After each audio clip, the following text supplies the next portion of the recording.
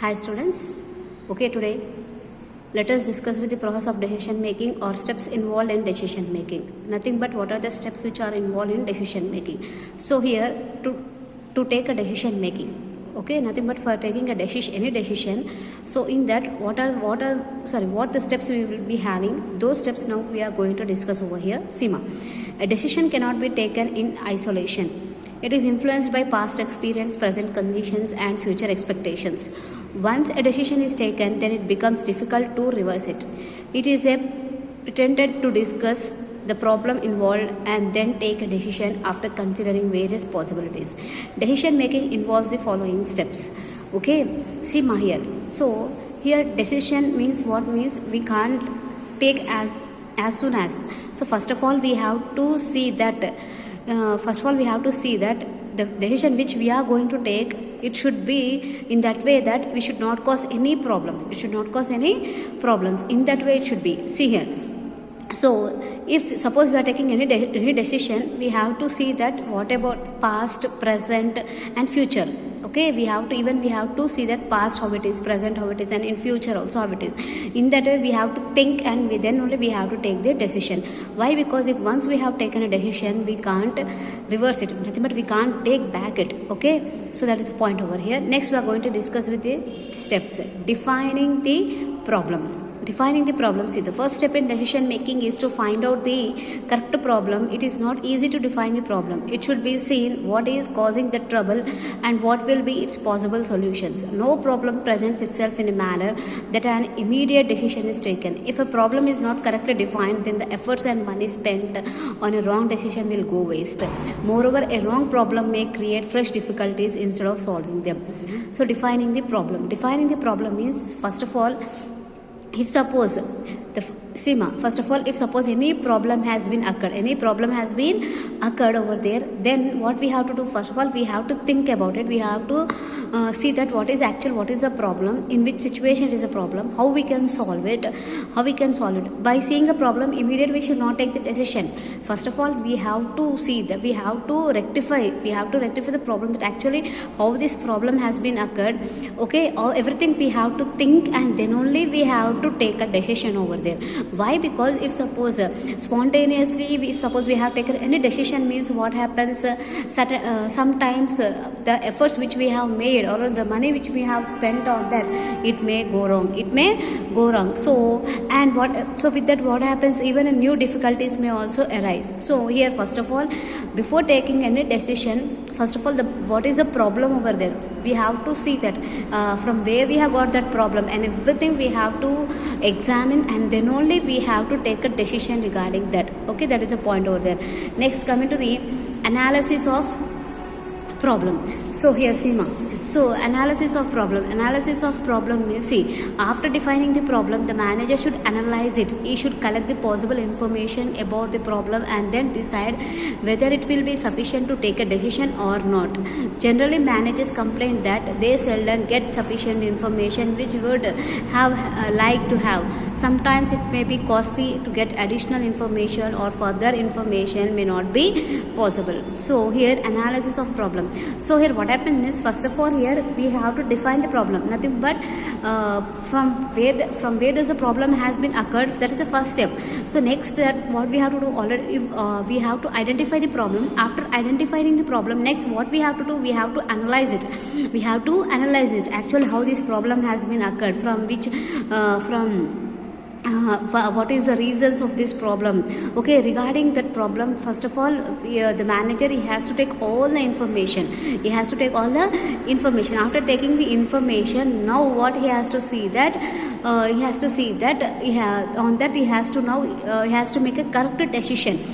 make a correct decision. As per the problem, he has to take a required decision over there. That is the analysis. Nothing but the problem which is there, on that problem now he has to analyze, and he has to see that again in the future that problem should not occur.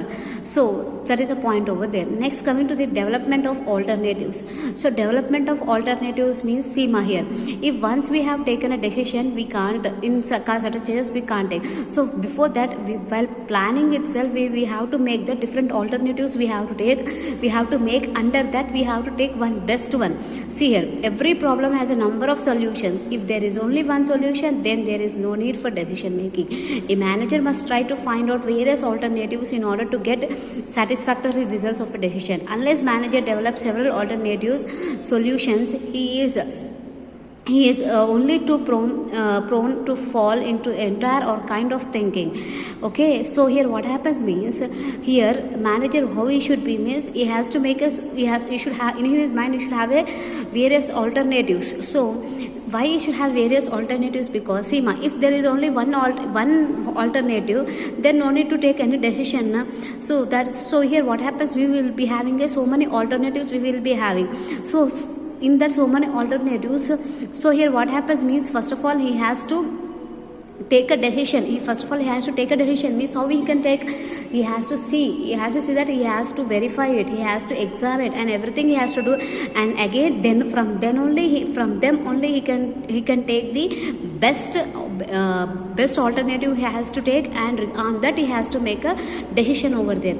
Seema. So development of alternatives అంటే ఇక్కడ వినండి ఒకసారి. ఇప్పుడు మనం ఒక ఆర్గనైజేషన్స్లో మనకి పర్టికులర్గా ఇది అని ఫిక్స్ అనేది ఉండదు. ఓకే, మనం ఒక ప్లాన్ అనేది వేసుకుంటాం. ఒక ప్లాన్ వేసుకున్న తర్వాత మనం ఏ ప్లాన్ ఇంప్లిమెంట్ చేయాలనే దానికి ఫస్ట్ మనం డెసిషన్ తీసుకోవాలి. సో ప్లాన్లో మనకి ఏం చేస్తామంటే, ఒక వర్క్ చేయడానికి మనము 3 or 4 ప్లాన్స్ వేసుకుంటాం. 3 or 4 ప్లాన్స్లో నుంచి మనం ఇప్పుడు బెస్ట్ ప్లాన్ సెలెక్ట్ చేసుకోవాలి. సో బెస్ట్ వన్ సెలెక్ట్ చేసుకోవాలి. ఆ 3 or 4 ప్లాన్స్ని మనం ఏమంటున్నామంటే ఇక్కడ ఆల్టర్నేటివ్స్ అని అంటున్నాం.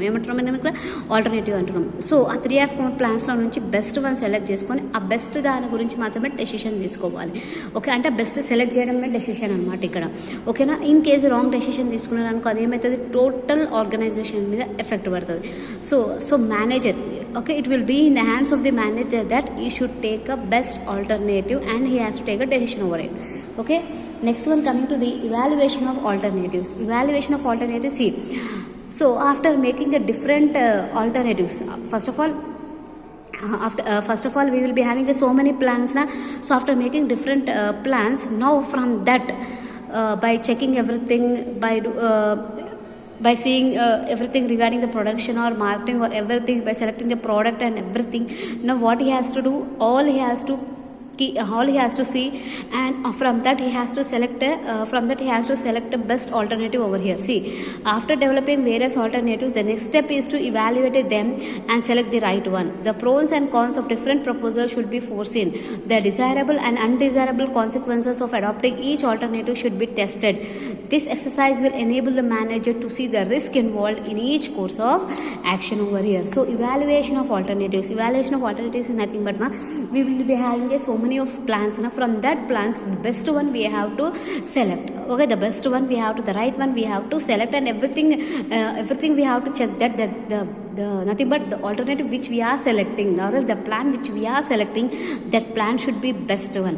Okay, if best plan they have to select, otherwise the organization will be in risk. Okay, that is a point over here, evaluation of alternatives. Okay, next, coming to the selection of best alternative.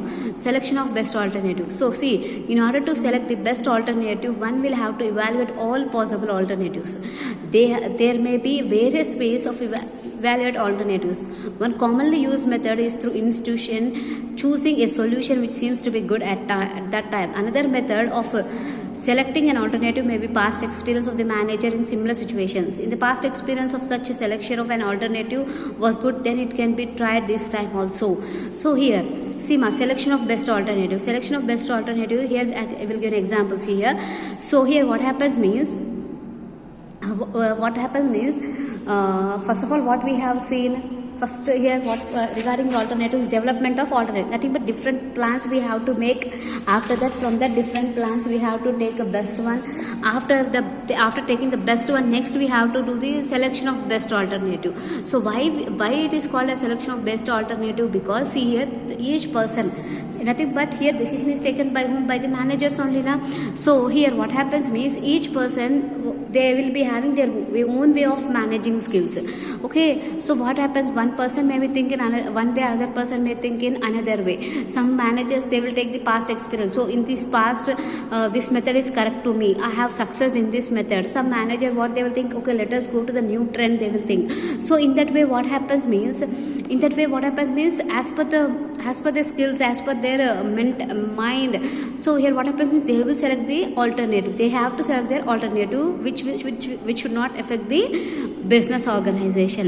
చూడండి అమ్మా, selection of best alternative ఏంది అంటే, ఇక్కడ మనము ఒక plans ఒకటి అనేది ఒక ప్లాన్ అనేది మనం వేసుకోము.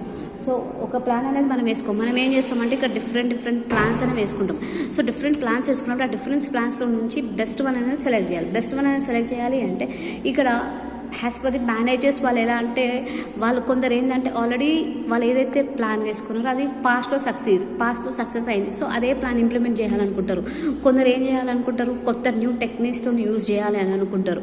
ఓకేనా, అంటే as per the situations change చేయాలని అనుకుంటారు. అక్కడ టోటల్ మొత్తం మేనేజర్ మైండ్ మీద ఉంటుంది, అతని థింకింగ్ ఉంటుంది. అతను ఎలా ఆలోచించాలి అంటే, అతను ఏదైతే డెసిషన్ తీసుకుంటున్నాడో ఆ డెసిషన్ అనేది పర్ఫెక్ట్గా ఉండాలి, అది ఆర్గనైజేషన్కి ఎఫర్ట్ కాకుండా ఉండాలి. సో అది పాయింట్ ఇక్కడ. Okay, next one, coming to the implementation of the decision. Implementation of decision means, so here after taking the best alternative, now we have to implement it. Now what we have to do, we have to implement that alternative. So how we can implement that alternative here?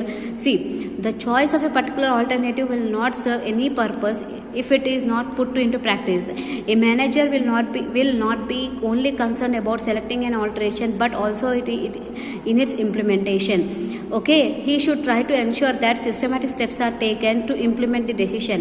While implementing decision, there may be a resistance from the subordinates who are affected by the decision. The right thought will be that the manager should talk to the subordinates and explain various aspects of decision. So he should also allay the fears of the subordinates before implementing the decision. So implementation of decision. So finally here what the manager has to do, the decision which is taken by him, the decision should be implemented. For implementing the decision, compulsory he has to discuss with the subordinate. He has to discuss and everything he has to explain that what the decision he has taken, the decision should be explained to his subordinates.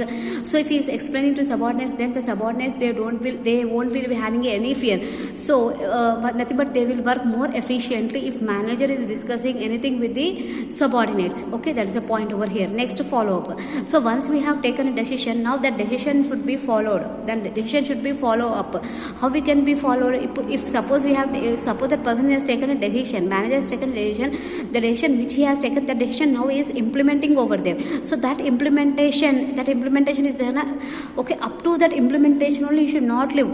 What the manager has to do regularly, he has to check that the decision which is taken by him is correctly, it is moving or not, as per his expectations, it is going or not, the results which are there, the results are coming out or not, everything he has to check. That is called as a follow up. Totally how many steps we have here? Total 7 steps. Nothing but if suppose we are taking a decision, first of all what we have to do, we have to define the problem. Okay, actually where we got the problem and everything we have to discuss. Next, after that problem should be analyzed. After that we have to solve that problem. Now we have to plan different alternatives, we have to plan. After that, from that alternatives we have to evaluate it. We have to evaluate, nothing but we have to correct it. After correcting it, best alternative we have to select. From best alternative selecting, now we have to take the decision. That decision should be implemented now. After implementing the decision, next follow up, nothing but the manager or the subordinate, they have to follow that the decision which they have taken, the decision is going perfectly or not. Okay.